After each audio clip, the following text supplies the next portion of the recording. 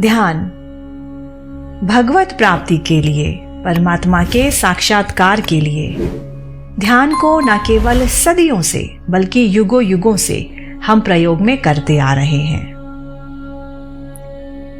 लोग ध्यान की ओर उन्मुख तो जरूर हुए हैं, पर फिर भी इसकी वास्तविकता से अनभिज्ञ हैं। वास्तव में ध्यान है क्या, इसके क्या लाभ होते हैं और इसकी विधियां क्या हैं?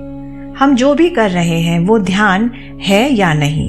कई सारे सवाल हैं जो हम सबके मन में आते ही रहते हैं। हेलो एंड नमस्कार दोस्तों, स्वागत है आप सभी का तहे दिल से। दोस्तों, कुछ लोगों को ध्यान से कुछ लाभ ना मिल पाने की अक्सर शिकायत सुनी जाती है, तो कुछ की ध्यान ना लग पाने की ही शिकायत होती है। आज हम चर्चा करेंगे इसी विषय पर। दरअसल सच ये है कि लोगों को शिकायत ही यही है कि उनका ध्यान में मन लगता नहीं, वो ध्यान कर नहीं पाते।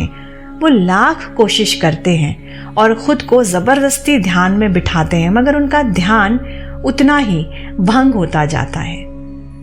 देखा जाए तो ध्यान से लाभ ना मिल पाना इस बात का एक सबूत है कि हमारा ध्यान ठीक से नहीं लगा, और ध्यान के ठीक से ना लग पाने का कारण है ध्यान के प्रति हमारी खुद की सोच। लोग ध्यान करना तो चाहते हैं, मगर समझ नहीं पाते कि ध्यान करें कैसे। या तो वो किसी एक ध्यान की क्रिया के पीछे हाथ धोकर पड़ जाते हैं, या आए दिन अपने ध्यान की जो एक्टिविटी या जो क्रिया है उसको चेंज करते रहते हैं। और तो और लोग एकाग्रता की जो कंसंट्रेशन की जो एक्टिविटी होती है, एकाग्रता की क्रिया, उसको ध्यान समझ लेते हैं। दरअसल जितनी भी क्रियाएं ध्यान के नाम से प्रचलित हैं वो ध्यान नहीं है, वो मन को एकाग्र करने की क्रियाएं हैं। क्योंकि यदि मन एकाग्र होगा तो ध्यान करने में सरलता आएगी। जितना मन स्थिर या लुप्त होगा, ध्यान उतना ही गहरा लगेगा।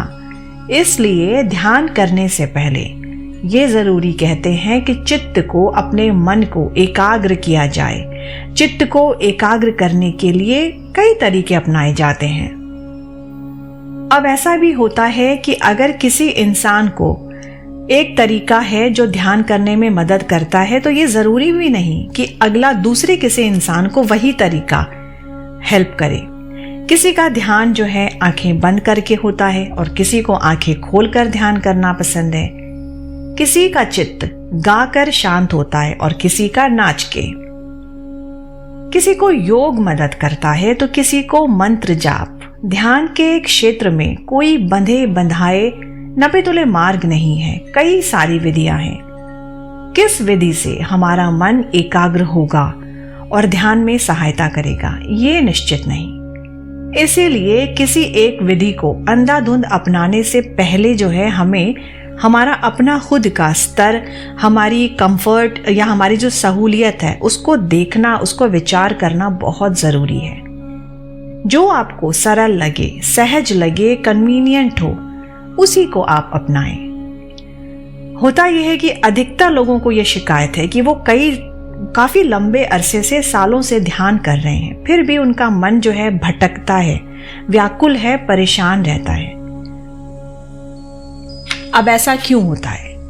दोस्तों, ऐसा इसलिए हो सकता है कि वो ध्यान को सिर्फ एक एक्टिविटी समझ के करते हैं और बस बैठ जाते हैं करने के लिए, जबकि ध्यान का तो जो मतलब है, सही अर्थ है, वो है कुछ भी ना करना।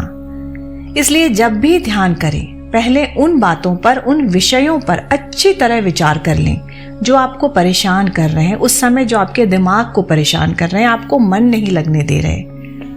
उन विचारों से हमें भागना नहीं चाहिए, हमें उन्हें ठीक से सोचना चाहिए, देखना चाहिए। और यदि ध्यान के दौरान अनेक विचार आते हैं, जो कि एक नॉर्मल सी बात है, तो पहले हमें उन्हें आने देना है, उन्हें एक्सेप्ट करना है, उन्हें अंडरस्टैंड करना है, उन छोटी छोटी बातों पर गौर करना है और फिर ध्यान में उतरने की कोशिश करनी है। हमारी जिंदगी में ऐसे शौक होते हैं, किसी भी तरह की, हर इंसान की जिंदगी में शौक होते हैं। उन शौक, हमारे जो इंटरेस्ट होते हैं, शौक होते हैं, उनको हमारे जो आनंद में हम जो बाधा ना बनते हों, और जो पूरे हो सकते हो उन्हें हमें अवश्य पूरे करने चाहिए। Why not?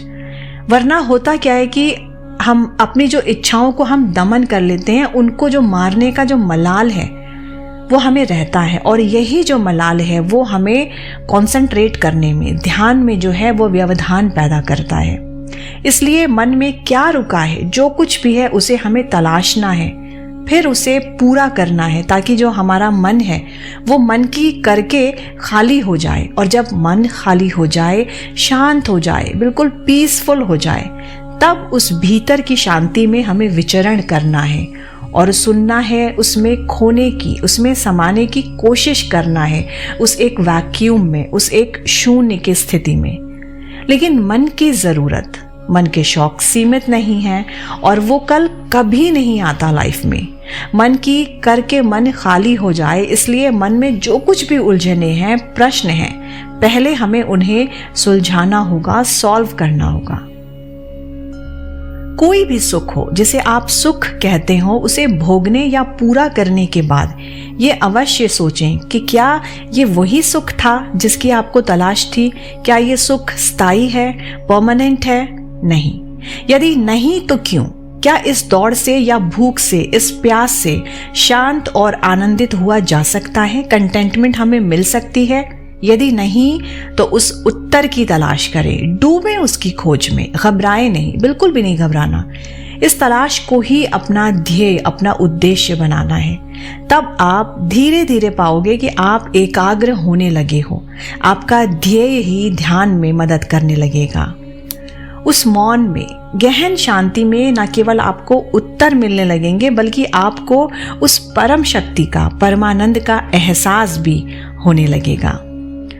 लेकिन कुछ लोग जो हैं वो क्रिया को प्राथमिकता देते हैं। वो योग या अन्य विधि द्वारा शरीर को, मन को, चित्त को शांत करते हैं और फिर ध्यान में उतरते हैं। दोस्तों, ये जो थॉट प्रोसेस और तरीका है वो ठीक भी है, क्योंकि हमारा जो शरीर है वो ऊर्जा, एनर्जी से भरा हुआ है, और ये ऊर्जा हमारे शरीर में जो छोटे छोटे छेद होते हैं, छिद्र होते हैं, उनमें भरे होते हैं, और वहाँ से शरीर के अंदर जो भरे होते हैं वो हमारे शरीर में जो विद्यमान छिद्र होते हैं वहाँ से बाहर निकलते हैं, जिसके कारण हमारा मन एकाग्र नहीं हो पाता और ध्यान में बाधाएं उत्पन्न करते हैं। हमारे आँख, नाक, कान, मुंह, लिंग और गुदा, इन छिद्रों से निकलने वाली जो ऊर्जा होती है, जिनको हम संग्रहित अगर करेंगे, जितना ज्यादा करेंगे उतना ही ध्यान लगाने में सुविधा होगी। दोस्तों, इंद्रियों को वश में करने के लिए तथा मन को स्थिर करने के लिए कई तरीके हैं। मन को एक जगह से हटाकर दूसरी जगह लगाना, भीतर की ऊर्जा को रूपांतरित करना, अपनी इंद्रियों का रुख मोड़ देना, अपनी ज़रूरतों एवं इच्छाओं को नए विषय दे देना, अपनी वासना को परिवर्तित कर देना ही एकाग्रता का मकसद होना चाहिए। अगर देखा जाए तो ध्यान का मकसद ही यही है कि भीतर का जो वेग है वो शांत हो जाए। जिन भी कारणों से हमारा मन परमात्मा या समस्या के मूल को नहीं ढूंढ पा रहा, उन कारणों को ढूंढ करके मिटाया जा सके, मन की उथल पुथल को शांत कर सके। हमारे अपने भटके हुए मन में पल पल बनते बिगड़ते विचारों को एक जगह समाहित करना जरूरी है, ताकि ऊर्जा न केवल संग्रहित हो बल्कि सकारात्मक भी बने और इकट्ठा होकर ध्यान में सहायक सिद्ध हो सके। आशा करती हूँ कि आज जो ये टॉपिक रेज किया, जो भी डिस्कस किया, ये ध्यान में क्यों नहीं लगता है मन, इसके पीछे ऐसा क्यों होता है, हम सिर्फ सोचते रह जाते हैं, लेकिन हमें उन कारणों को फाइंड आउट करके उन पे वर्क करना है। आप कुछ घंटों का जो भी आप सेशन में जितने भी मिनट्स के लिए बैठते हैं, उसमें इस चीज़ को गहरा अध्ययन करिए, ध्यान करिए कि मेरे का प्रॉब्लम क्या है। जो भी तरीके मैंने बताए, डिस्कस किए, उसको गो थ्रू करिए और फिर देखिएगा जब अपनी ज़िंदगी, पर्सनल लाइफ में आप इन चीज़ों को सॉल्व करोगे तो ऑटोमेटिकली आप ध्यान में बैठ पाओगे, आपका मन लग पाएगा। आगे की वीडियोस में बात करूंगी और भी ऑब्स्टिकल्स के और उसके प्रॉब्लम्स को सोल्यूशन की तरफ रिलेटेड टू ध्यान। बहुत जल्द मिलती हूँ आपसे अगले ईवी में। Till then, bye bye, take care and नमस्कार।